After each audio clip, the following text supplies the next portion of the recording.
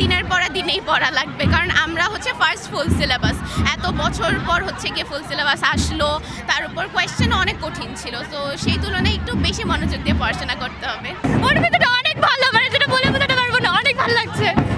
আচ্ছা, যখন পরীক্ষা দিয়েছিলে তখন কি আসলে কনফিডেন্স ছিলা কিনা? হ্যাঁ, কনফিডেন্ট ছিলাম আমি, মানে জিপিএ 5 আশা করেছিলাম পাবো যে।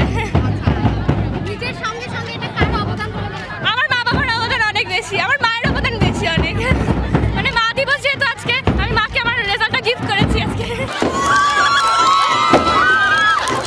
অনেক বছর পর আমরা ফুল মার্কস মানে ফুল সিলেবাসের পরীক্ষা দিয়েছি, বাট কনফিডেন্স ছিলাম, ফার্স্ট বেঞ্চে ছিলাম, ফার্স্ট বেঞ্চে বসে এক্সাম দিয়েছি, তারপরও কনফিডেন্স ছিলাম যে জিপিএ 5 পাবো। তো আজকে আবার মাদার্স ডে, আম্মুর জন্য মানে কোনো উপহার কোনো দিন দেয়নি, বা যদি টাকা দিয়ে কিনি তো আম্মু খুশি হয়নি, তো আম্মুকে এটা উপহার আমার জন্য, আমার তরফ থেকে। গোল্ডেন এ প্লাস পেয়েছি, কেমন লাগছে 10 বছরের আসলে একটা ফসল? মানে অনেক স্ট্রাগল ছিল, আল্লাহর রহমতে আমি আমার গোলে পৌঁছাতে পেরেছি। আর সবচেয়ে বড় অর্জন আমার কাছে লাগছে যে আমি আমার বাবা মার মুখে হাসি ফুটাতে পেরেছি, এটা আমার সবচেয়ে বড় একটা অর্জন। খুব খুব খুব ভালো লাগছে, যেটা আমি ভাষায় প্রকাশ করতে পারবো না। আমার বাচ্চাটা অনেক স্ট্রাগল করেছে, অবশ্যই পড়াশোনা করেছে, না পড়াশোনা করলে তো এত বড় ভালো রেজাল্ট, এত সাফল্য কখন হতো না। ও টাইমলি খুব টাইম মেনটেন করে চলতো এবং খুব সুন্দর মতো, সব বড় কথা কি ও মায়ের কথা খুব শুনতো। আমার ফলাফল অবদানের পাশে, নিজের অবদানের পাশে অবশ্যই সবচেয়ে বেশি যার অবদান রয়েছে তিনি হচ্ছেন আমার মা। আমার মা ছিল, আমার বাবা পাশে ছিল, আমার পরিবারের সকলে আমার পাশে ছিল, আমার টিচাররা যারা ছিল, যারা আমাকে পড়িয়েছে, যাদের কাছে আমি পড়েছি, যারা আমাকে সাহায্য করেছে, তারা সবাই অবশ্যই আমার সাথে ছিল। খুবই ভালো লাগছে, আলহামদুলিল্লাহ ভীষণ ভালো লাগতেছে, কারণ আমার কন্যা চেষ্টা করেছে, আমরা সাথে ছিলাম, স্কুলের টিচাররা সাথে ছিল, আল্লাহর রহমতে অশেষ মেহেরবানিতে আমাদের কাঙ্ক্ষিত যে রেজাল্টটা আমরা আসলে সেটাই পেয়েছি। আজকে মা দিবসে যে ভালো ফলাফল করে হাসি ফোটাতে পেরেছি, এজন্য অসম্ভব ভালো লাগছে।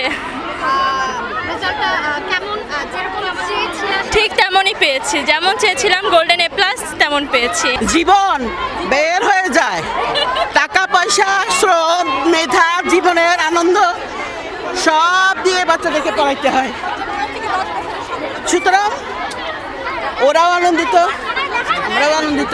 সবচেয়ে মজার কাহিনী হলো আমার মেয়ে কোনো টেস্ট পেপার পড়ে নাই, কোনো গাইড পড়ে নাই, সে অনলি মানে বই পড়েছে। আমি এই জন্য একটু ভয় ছিলাম যে তুমি এত কনফিডেন্ট কেন, মানে টেস্ট পেপার দেখলেও তো আইডিয়া হয়, বাট সে দেখবেই না, সে দেখবে না। এবং সে বলছে মা আমি যদি ভালো করে তুমি এই কথাটা বলবো, আমি হ্যাঁ আমি এই কথাটা বলবো, আমি বলতে পারছি। মেয়ে এত ভালো রেজাল্ট করেছে, খুশি না হয়ে পারি। 10 বছরের সাধনা, এত কষ্ট করেছে। যতটা আশা করেছিলাম তার থেকে আরও বেশি পেয়েছি। আল্লাহর কাছে অনেক শুকর আলহামদুলিল্লাহ যে আমরা এত ভালো একটা রেজাল্ট করতে পেরেছি। আমরা আমাদের প্রতিষ্ঠানের মুখটা উজ্জ্বল করতে পেরেছি, আমাদের শিক্ষকদের মুখটা উজ্জ্বল করতে পেরেছি এবং আমার বাবা মাদের মুখ উজ্জ্বল করতে পেরেছি, তারা অনেক খুশি আলহামদুলিল্লাহ। খুবই ভয় ছিল, ভালো রেজাল্ট করেছি, yes I have got the GPA 5। তো আমি ভেবেছিলাম যে এত ভালো রেজাল্ট হবে না, কারণ 2 বছর তেমনভাবে পড়া হয়নি, তারপরও রেজাল্ট আলহামদুলিল্লাহ ভালো হয়েছে, আমি খুবই খুশি। আমি গোল্ডেন পেয়েছি, তো আমার খুশিটা ব্যক্ত করার মতন আমি কত খুশি। আমার পিছনে আমার বাবা মার অবদান সব থেকে বেশি, স্পেশালি আমার বাবা, উনি আমাকে যেভাবে সাপোর্ট করেছেন সেটা বলার মতো না। আমি প্রথমেই ধন্যবাদ জানাবো আমার বাবা মাকে এবং আমার মানে শিক্ষকদের, যারা আমার জন্য অক্লান্ত পরিশ্রম করেছে, যে তাদের জন্যই আমি আজ এখানে, তাদের সকলকে ধন্যবাদ জানাচ্ছি। অবশ্যই আমার সফলতা হবে, সেই আমি স্কুল করেছি, দিয়ে গেছি, নিয়ে গেছি, এই শুক্র শনিবার একদিনও বাসায় বসে থাকতে পারিনি, সারাক্ষণ মেয়ের কোচিং, মেয়ের স্কুল, অক্লান্ত পরিশ্রমে মানে নিজের দিকে তাকানোর কোনো খেয়াল পাই নাই।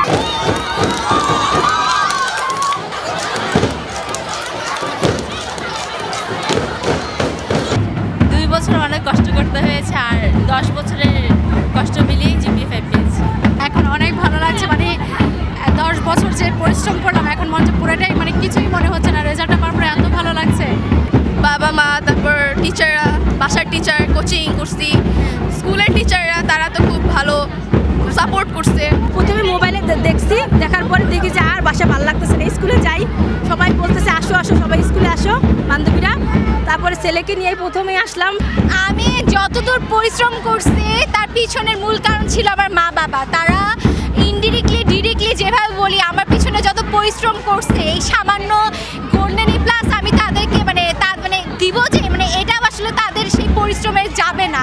লেখাপড়ার দিকে তার যে আগ্রহ চেয়ে যতটুকু পড়ে তার খুব মনে থাকে, তাকে যদি আমরা সঠিকভাবে গাইড দিতে পারি তাহলে সে ভালো রেজাল্ট করবে, এটা আমার বিশ্বাস ছিল এবং সে আমার বিশ্বাসের মর্যাদা রাখছে।